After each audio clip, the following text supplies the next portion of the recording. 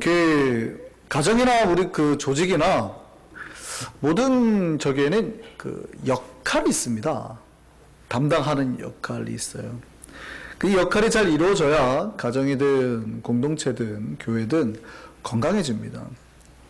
가정에는 아버지 역할, 어머니 역할이 있어요.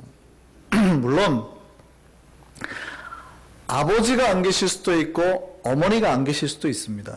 그러니까 어느 가정에 아버지가 부재하시고 어머니가 부재하실 수는 있어요. 그런데 아버지의 역할이나 어머니의 역할이 부재할 수는 없는 거예요. 무슨 얘기냐면 어머니가 안 계시면 누가 그 역할을 해야 돼요?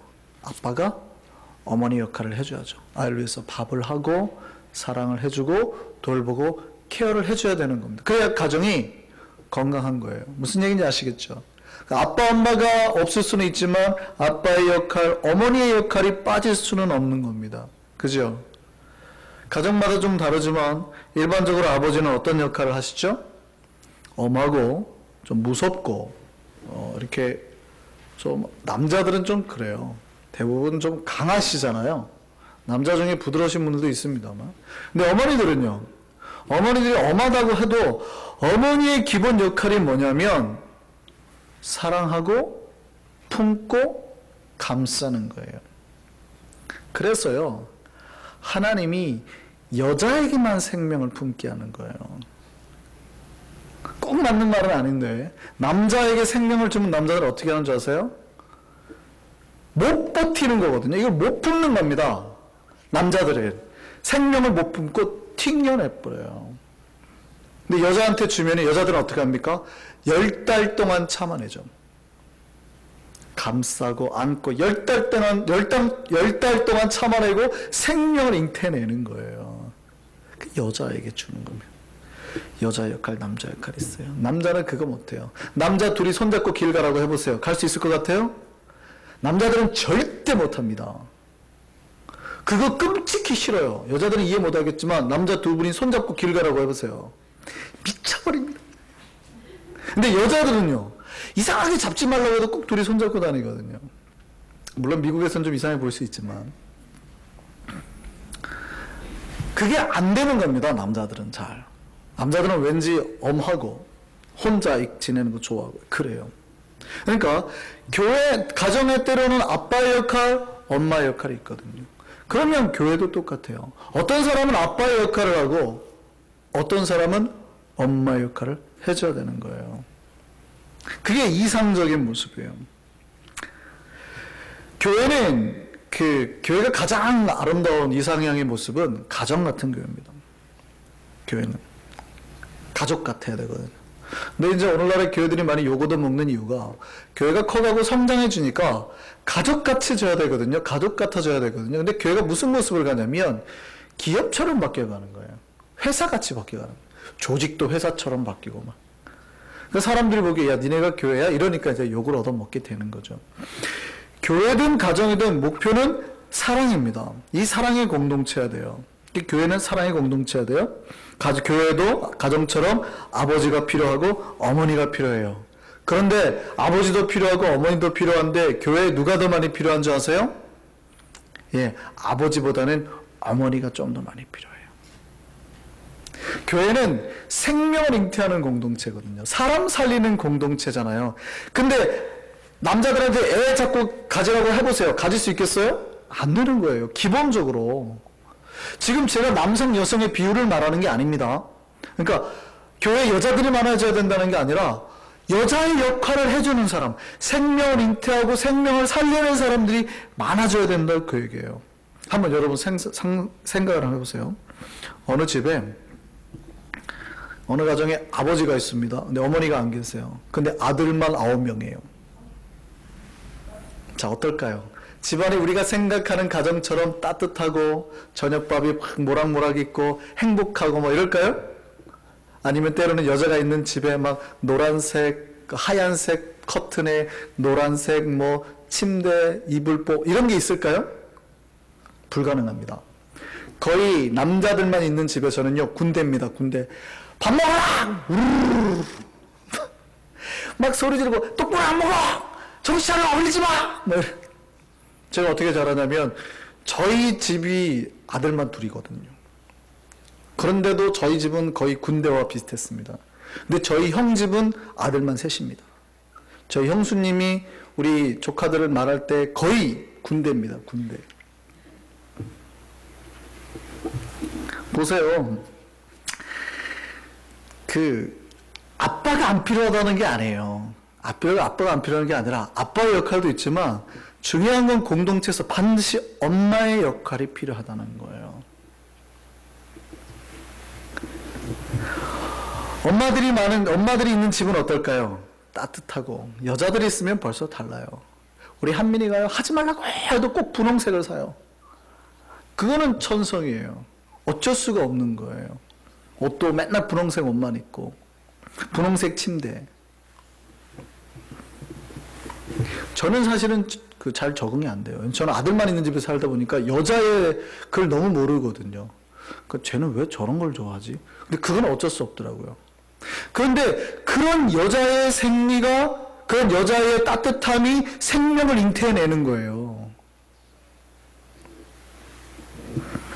교회 안에는 바로 그런 엄마들이 필요하다는 얘기입니다. 교회에 아버지들만 많으면 어떡할까요? 규칙을 가르치고 엄하는 건 잘해요. 똑바로 사시고 이거 하시고 야, 저 흘리지 마라, 싸우지 마라, 소리 지르는 사람들 막 많아요. 교회가 따뜻할까요? 안 따뜻할까요? 아버지가 필요 없다는 게 아니라, 아버지의 역할이 필요 없다는 게 아니라, 분명히 그러면 교회가 엄격하고 막 좀 정말 스트릿하고 막 군대 같은 분위기가 돼버린다고요. 그런데 교회에 누가 많으면요, 어머니가 많으면요, 챙기고 덮고 사랑해줘. 그리고 엄마들은 뭘 하냐면 어떻게 해서라도 생명을 살리기 위해서 목숨을 걸고 뛴다고요. 그래서 아빠들에게 생명을 안 주는 거예요. 오늘 본문에 한 부부가 나옵니다. 남편이 누군지 여자가 누군지는 알지 못합니다. 단지 그 지역이 수넴이라는 지역이에요. 그러니까 누군지를 몰라요. 성경이 기록을 안 해놨으니까. 근데 이 수넴이라는 지역이 어디냐면 북이스라엘 땅입니다. 이사갈 지파에 소속된 도시인데요. 그러니까 북이스라엘과 남유다로 이스라엘이 두 개 나눠지잖아요. 근데 북쪽 지역의 땅인데 갈릴리 호수 옆에 나사렛, 예수님이 살던 나사렛 지역 남쪽으로 한 7마일 떨어진 지역이에요. 그 북쪽에 유명한 평야가 이스라엘 평야인데, 이스라엘 평야에서 거의 곡식이 나와요. 근데 이스라엘 평야와 갈멜산, 유명한 갈멜산 아시죠?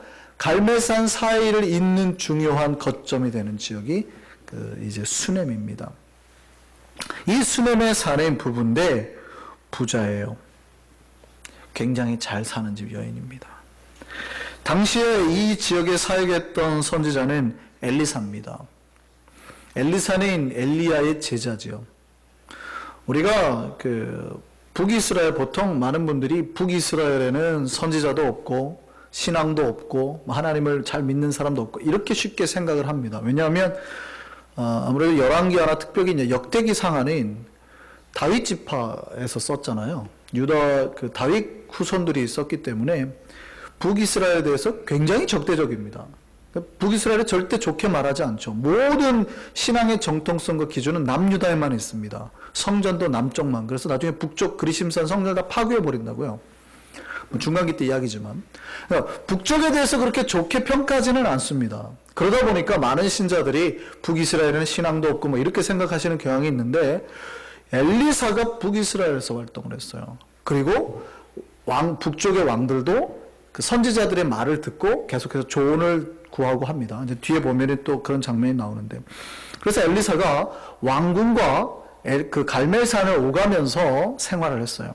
근데 오갈 때마다 수넴이라는 지역을 지나는데 보통 거기서 숙박을 하게 되는 거예요.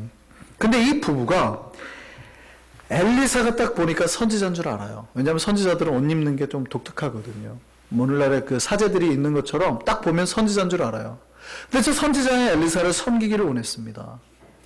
섬기기를 원해서 성경에 보면 방을 하나 만들었다고 되어 있는데요. 보통 이스라엘에서 방은 이렇게 좀 임시 거처가 많아요.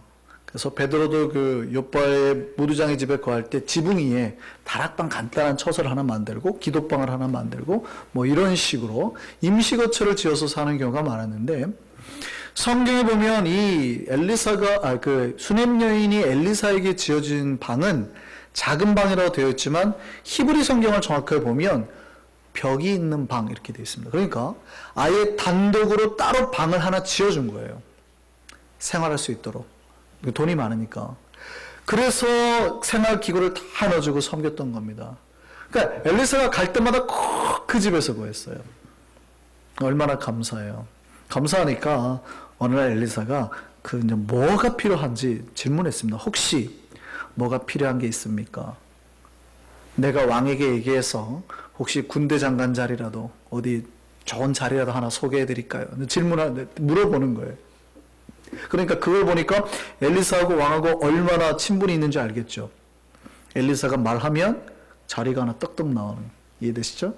그러니까 그 얘기를 했는데 수넴 여인이 아닙니다. 저는 그냥 일반인처럼 살고 싶습니다. 거절을 해요. 그러니까 엘리사가 그럼 도대체 이 여인에게 뭘 좀 해주면 좋을까 고민하는데 그 종 게하시가 이렇게 말합니다. 저 여인에게 아들이 없습니다. 그래? 그러면 아들을 주자 하고 예언을 했습니다. 1년 뒤에 아이가 생길 겁니다. 정말로 1년 뒤에 아들을 가졌어요. 그 1년 뒤에 아들을 가지고 아들이 어느 날 자랐습니다. 그러니까 시간이 꽤 지났어요. 몇 년이. 근데 어느 날 이 아이가 아빠가 들판에서 일하고 있는데 들판을 나갔는데 갑자기 머리가 아프다고 하기 시작하는 겁니다. 내 머리야, 내 머리야, 아이고 머리야, 그런 거죠. 그러니까 이때 아빠들이 하는 행동이 뭘까요? 아빠들이 하는 행동이 애가 아프다고 그러니까 아빠들이 할 수 있는 건 그거밖에 없습니다. 엄마를 찾는 거죠. 얘를 빨리 엄마에게 데려다 줘라. 근데 엄마에게 데려다 준 아이가 그 아이가 엄마 무릎에서 그날 죽어버려요. 이게 참 아빠와 그 남자와 여자의 차이인데요. 남자는 굉장히 현실적입니다. 눈에 보이지 않는 세계를 잘 못 믿는 경향이 있어요. 눈에 보이는 남자는 굉장히 논리적이에요. 굉장히 논리적인데 여자는 굉장히 직관적이죠. 그러니까 느낌으로 많이 사람을 판별합니다. 남자는 눈에 보이는 현실적인 거 가지고. 아들이 죽었을 때 남자들이 하는 행동이 뭘까요? 아이가 죽었을 때 남자들이 하는 행동이 장지를 알아보는 거죠. 무덤자리를 아이가 죽으면은 무덤자리를 알아봐야 되겠잖아요. 남자들 그렇습니까? 안 죽었습니까? 내 아이가 죽었다 그러면 딱 우리는 뭘 할까요? 장례 치를 생각을 한단 말이죠. 어떻게 장례를 치를까? 근데 여자들은 아이가 죽은 거를 못 받아들이는 거죠. 분명히 아이가 죽었는데 못 받아들여요. 그러니까 남자가 아이를 잉태하지 못하는 거는 남자는 눈에 보이지 않는 세계를 잘 안 믿어요. 현실적으로. 굉장히 현실에 의지하니까. 근데 여자는 그 뱃속에서 느껴지는 아이의 그 손 움직임, 심장을 더 믿는 겁니다. 그래서 여자에게 생명을 주는 거예요. 아이가 죽었다 그러니까 아빠는 그래? 아이가 죽었구나. 그렇게 받아들여요? 안 슬펐다는 뜻이 아닙니다. 아빠도 무척 슬펐겠죠. 근데 아빠는 아이가 죽었다고 받아들여요. 엄마는 아이가 죽은 걸 받아들여요? 못 받아들여요? 못 받아들이는 겁니다.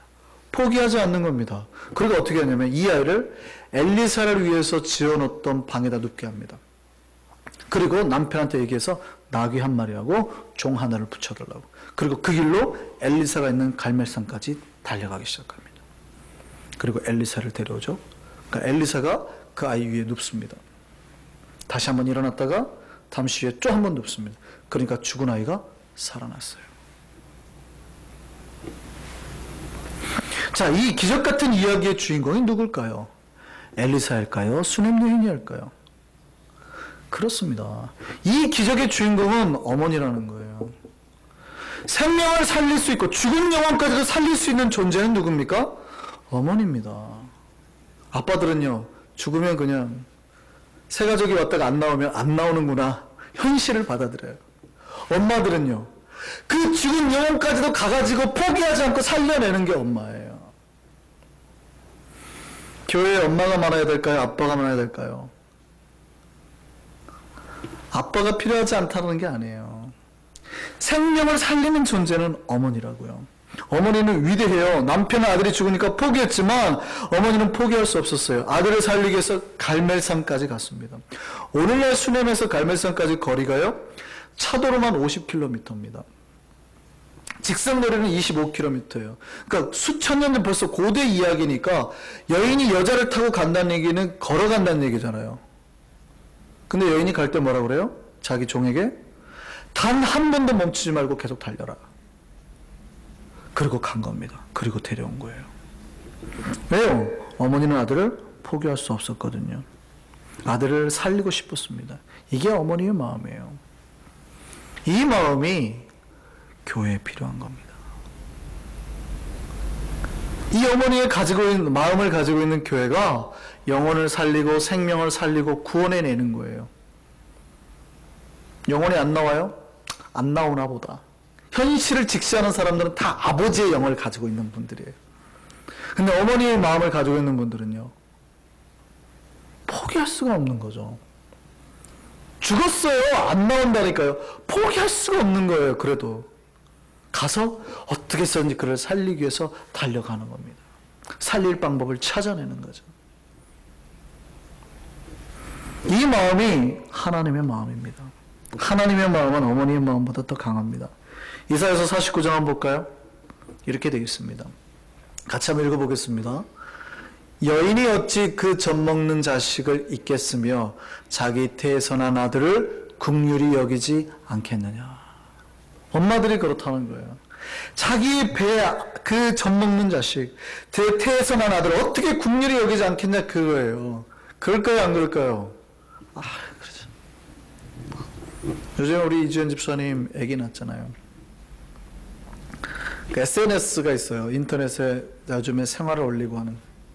거의 매일 하루에 한 장씩 사진이 올라옵니다.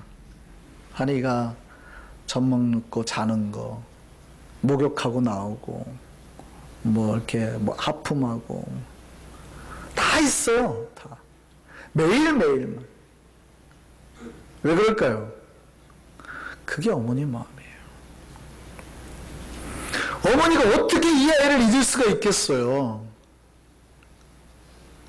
하나님이, 그런데 그 다음에 뭐라고 그런지 아세요? 그 다음에 한번 보시죠. 이게 그 어머니의 마음인데, 그런데 그들은 혹시 잊을지라도, 보세요. 어머니가 아이를 잊을 수 있겠어요? 못 잊죠. 그런데 혹시 그들은 잊을지라도, 졸거나 깜빡하거나 아파서라도 잊어먹을 수 있지만 하나님은 잊어요, 안 잊어요? 안 잊는데요. 잊지 않기 위해서 어떻게 하신대요? 손바닥에 내가 너를 기록하겠다. 이게 하나님의 마음임을 기억하시기 바랍니다. 하나님은 우리가 이 마음을 품기를 원하는 거예요. 생명을 품고 낳았을 때 내가 아이를 안았듯이 새 가족이나 영혼들을 그렇게 케어하기를 바랍니다. 하나님은 우리 그걸 원하시는 거예요. 이게 아버지의 마음이거든요. 잊지 않는 마음, 어머니보다 더한 아버지의 마음. 교회는 그래야 됩니다. 하나님의 사랑으로 사랑하는 곳입니다. 하나님의 마음으로 사랑하는 곳입니다. 마치 어머니들처럼 교회에 어머니가 있어야 생명이 생기는 거예요. 같은 달걀이라도요, 모두가 다 병아리가 되는 거 아닙니다. 암탉이 품어주는 날만이 병아리가 돼요. 오늘날에 보면 교회들마다 달걀이 배달이 됩니다. 쫙쫙. 근데 어떤 달걀은 다 깨져버리고 어떤 달걀은 놔둬서 다 상해버리고 버려져요. 어떤 달걀이 병아리로 바뀌는 줄 아세요? 누군가가 가서 암탉이 되어서 품어주는 그 알만 병아리가 되는 거예요. 어머니들은 생명 하나를 세우기 위해서 얼마나 희생하고 섬기시는지. 그래서 우리가 어머니같이 변해야 됩니다. 생명을 만들고 어머니처럼 섬기고 희생하는 교회가 되어야 된다는 거예요. 우리 안에 어머니가 필요해요. 정말 섬기고 희생하는 어머니.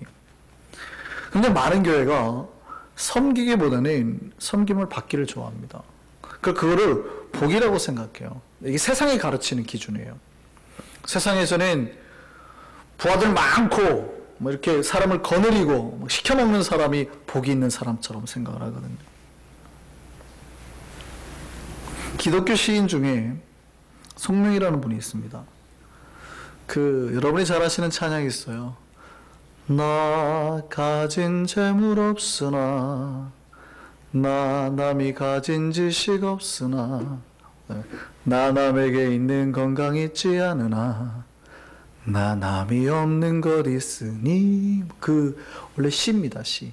근데 그 시에다 곡을 붙여서 우리 찬양으로 나온 건데요. 그 시를 쓰신 분이 송명희 씨인데요. 이 송명희 씨는 사실은 뇌성마비 환자입니다. 그러니까 사지를 거의 못 움직이신다고요. 이분이 쓴 시 중에 나는 황제보다 하인이 부럽습니다 라는 시가 있습니다. 제목이 그거예요. 나는 황제보다 하인이 부럽습니다. 시 전반부가 이렇습니다. 나는 섬김을 받는 황제보다 섬기는 하인이 더 부럽습니다. 나는 예쁜 공주가 되기보다 구박을 받아도 말괄량이가 되고 싶습니다. 나는 왕비의 가마보다 걸어다니는 평민의 다리가 더 좋습니다. 송명희 씨는 왜 섬김받는 황제보다 하인이 더 좋고 왕비보다 섬기는 평민이 더 좋다고 말했을까요? 이 시의 후반부는 이렇게 노래합니다. 나는 원치 않는 공주가 되어 다른 사람의 섬김과 도움을 받고 살아야 하는 사람이 되었습니다. 쇼윈도의 마네킹처럼 난 꼼짝 못하여 사람들이 나를 들고 가야 움직이고 누가 원하는 것을 가져다 줘야 잡을 수 있으며 날마다 관장약을 넣어야 볼일을 보고 이불도 무거워 덮을 수 없는 처지입니다. 시의 후반부예요. 이게 뭐가 복일까요? 우리는 섬김을 받아야 복이라고 생각하는데 성경은 거꾸로입니다. 섬길 수 있는 능력 있는 사람이 사실은 복이라고요. 우리가 왜 섬길 수 있어요? 그 이유는 우리가 건강하기 때문입니다.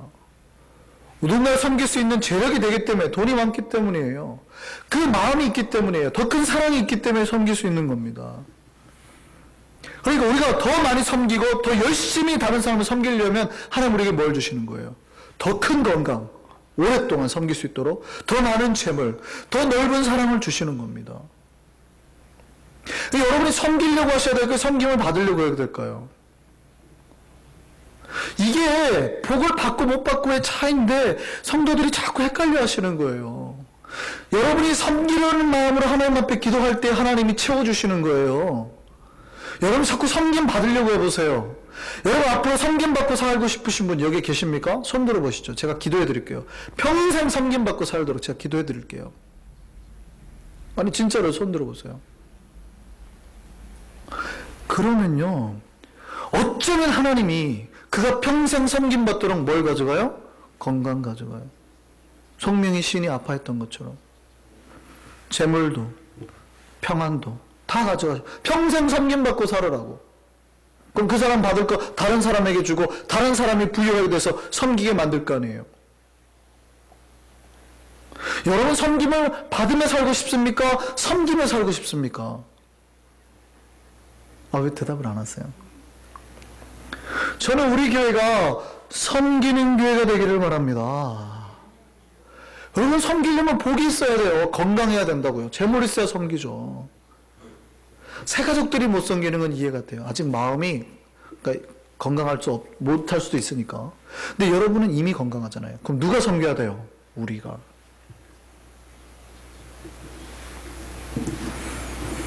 섬기는 자가 복이 있었음을 기억하시기 바랍니다. 우리 한성교회는 그래서 일에 섬김의 은혜가 있는 어머니들이 많았으면 좋겠습니다. 누군가가 아프다고 하면 연락하고 죽글에서 찾아갈 수 있는 어머니들이 많았으면 좋겠습니다. 아버지들이 많으면 어떻게 된지 아세요? 저럼 쉽게 낫겠지. 나 걱정하지 마, 낫겠지. 약은 무슨 약? 아빠들이 그러거든요. 엄마들은요, 전전긍긍하죠. 마음이 아파서 조려하죠. 빨리 나왔으면 좋겠다. 새 가족이 안 나와 아빠들은 뭐예요? 현실을 보죠. 안 나왔네? 끝! 엄마들은요, 전전긍긍하는 거예요. 왜 안 나왔을까? 무슨 일일까? 이제나 저제나 마음이 아파서 막 그리고 전화하고 혹시 뭐 필요한 거 없어요? 이게 엄마들입니다. 여자 관리라는 뜻이 아닙니다. 엄마의 마음을 품은 사람들이라는 얘기예요. 새 가지고 오면 품으셔야 돼요. 마치 닭이 알을 품듯이. 왔어? 지나가면 안 돼요. 그건 아빠들이 하는 거예요. 그 다음에 품고 어떻게 살았어? 우리 같이 밥 한번 먹읍시다. 전화하고 관심 가져주고. 만져주지 않으면요, 품어주지 않으면 생명이 잉태가 이렇게 나오질 못하는 거예요. 그 알을 깨고. 우리도 누군가가 예전에, 여러분은 기억 못하실지 모르지만 다 품어줘서 여러분이 생명을 얻은 겁니다.